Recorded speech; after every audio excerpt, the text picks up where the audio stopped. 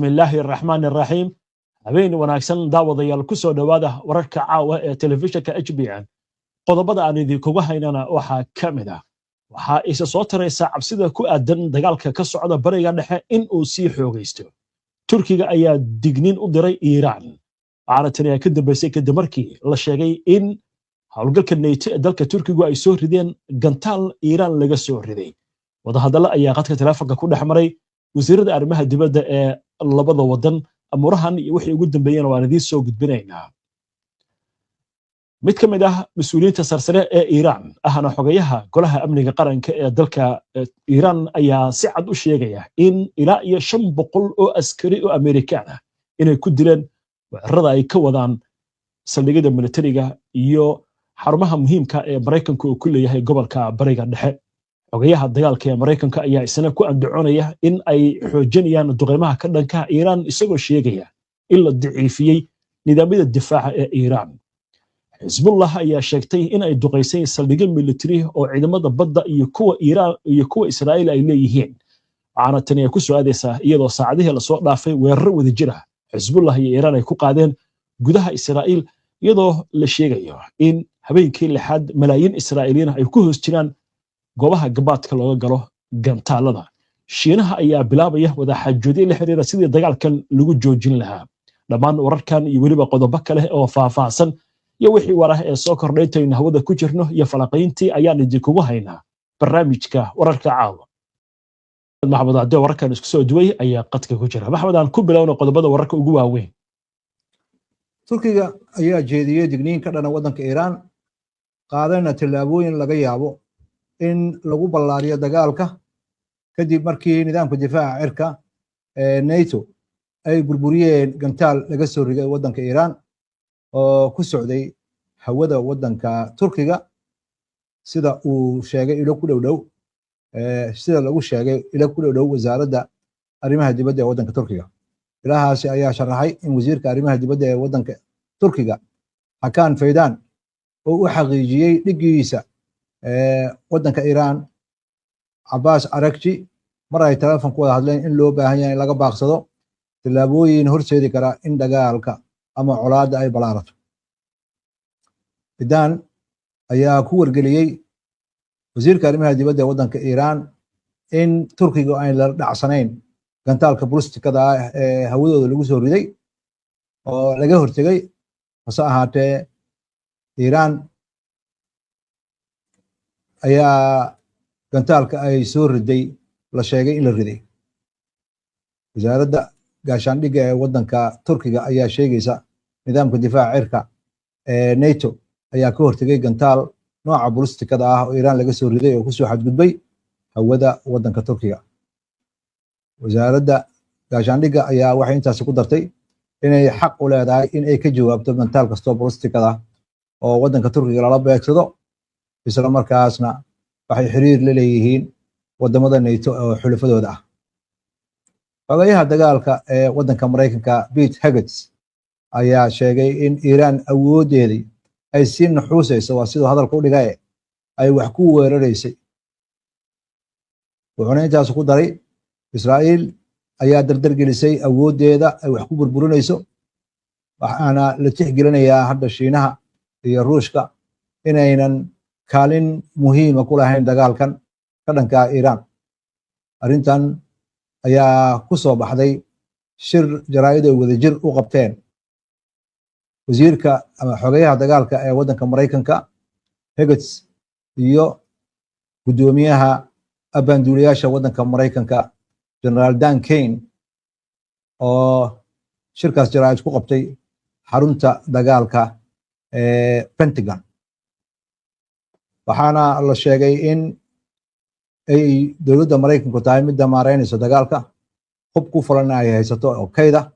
isla markaasna hubka hadda gabaabiska ah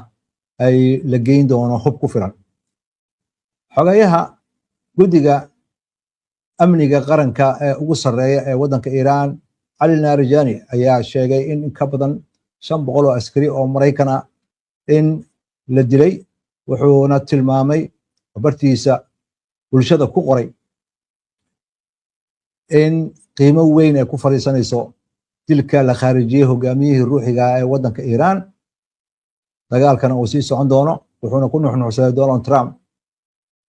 iyo Benjamin Netanyahu ayaa si fuduula dagaalkan u bilaabay shacabka Mareykankana geliyey dagaal cadaalad darro ah oo ka dhana waddanka Iiraan. dhanka kale saraakiisha sirta ama sirdoonka waddanka Iiraan ayaa sheegay in aysan ka jirin in aysan run ahayn warbixino tilmaamaya in Iiraan ay doonayso inay wadaxaajood la gasho ciidamada sirta ee waddanka Mareykanka sida laga soo xigtay hadallo lagu baahiyey warbaahinta. ciidamada sirta Iiraan ila ku dhow ayaa sheegay in eedeymahaasi iyo wararkaasi uu yahay mid been abuura oo muujinaya in Mareykanka ay xaaladiisu tahay naflacaarinimo. dhanka kale xogayaha difaaca qaranka ee waddanka Iiraan ayaa digniin ku bixiyey dilka hogaamiyaha ruuxiga ah in ay cawaaqib weyn ka heli doonaan Mareykanka iyo Israa'iil. sarkaalkaasi ayaa sidoo kale sheegay in ay qiimo weyn ku fariisan doonto dilka hogaamiyahaasi. wuxuu ku eedeeyey madaxweynaha Mareykanka Donald Trump inuu shacabka Mareykanka si fulinimo ah u geliyey dagaal uu kiciyey Netanyahu. Israa'iil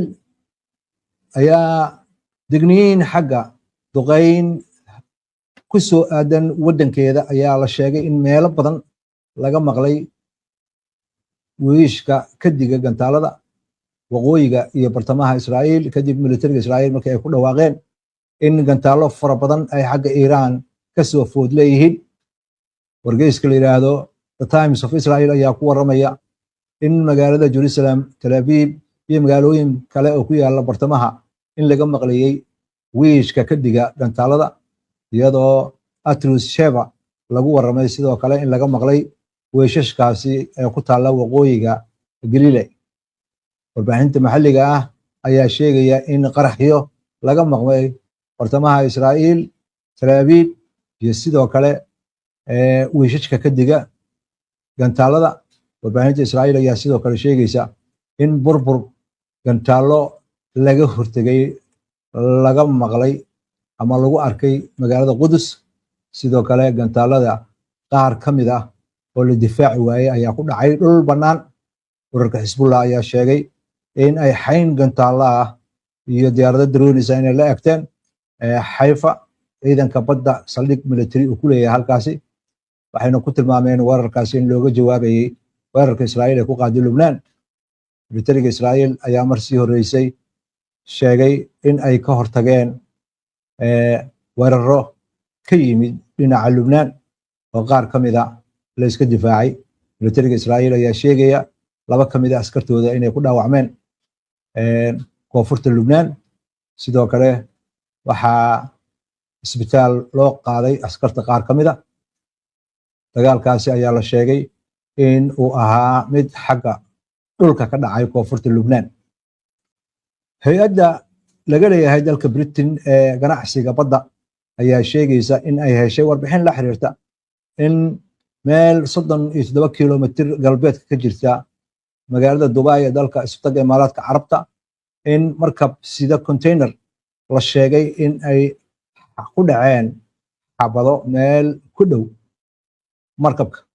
wax khasaare ah oo la sheegay ma jiraan inkastoo baaritaan uu socdo. hay-adda waxay sheegaysaa in wixii macluumaadka soo kordha in ay soo gudbin doonto. ciidanka badda ee Cumaan ayaa ka jawaabay warbixin lagu sheegay markab sida xamuul oo sitay calanka Malta in 2 gantaal lagu weeraray isagoo ku dhow biyo mareenka Hormuz. wakaaladda wararka ee Cumaan ayaa warkaasi soo gudbisay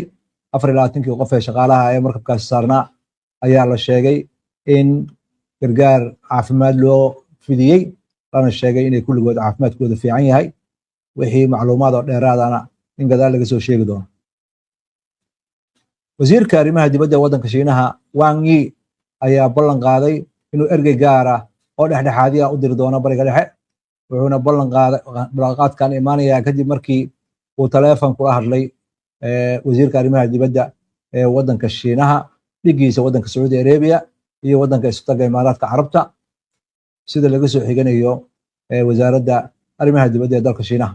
Wang ayaa u sheegay wasiirka arrimaha dibadda ee waddanka Saudi Arabia Faisal bin Farhan bin Abdullah in uu aad u bogaadanayo inay isxakameynayso dowladda Saudi Arabia iskuna dayayso in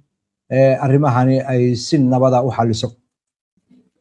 hagaag maxamed waa mahadsan tahay daawadayaashuna ay mahadsan yihiin mar kale ayaan soo dhaweynaynaa daawadayaal waxaan u gudbaynaa falanqaynta wararka iyo wixii war ah ee degdeg ah ee soo kordha intaynu hawada ku jirno ha yeeshee aynu ku hakanno qadar xayeysiina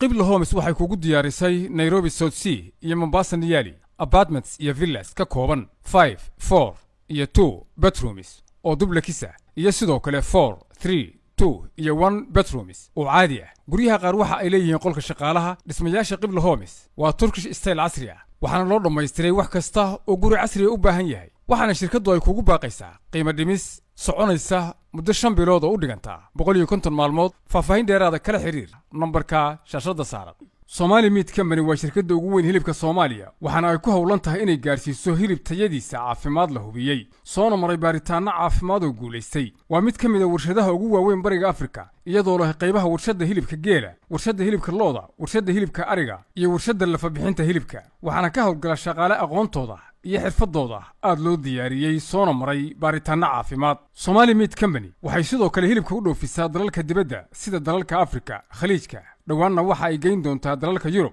Waxa ayna haysataa shahaado hilib oo caalami ah sida Halal Certificate iyo ISO Certificate. Shirkaddu waxay Muqdisho ku leedahay ilaa iyo 6 goobood si dadka loo gaarsiiyo adeeg hilib oo fresh ah. Haddaba booqo xarumaha kala duwan ee Somali Meat Company ama la xiriir ciwaanada shaashada kaaga muuqda. dugsiga casriga Al-Xufaad online waxaad ka baran kartaa xifdiga Qur'aanka Kariimka, higaada, luqadda Carabiga, culumta shareecada iyo waliba tarbiyada awlaadda. adigoo jooga gurigaaga iyo goobtaada shaqada hab casri ah online ah. wixii faahfaahin kala xiriir nambarada shaashada kaaga muuqda.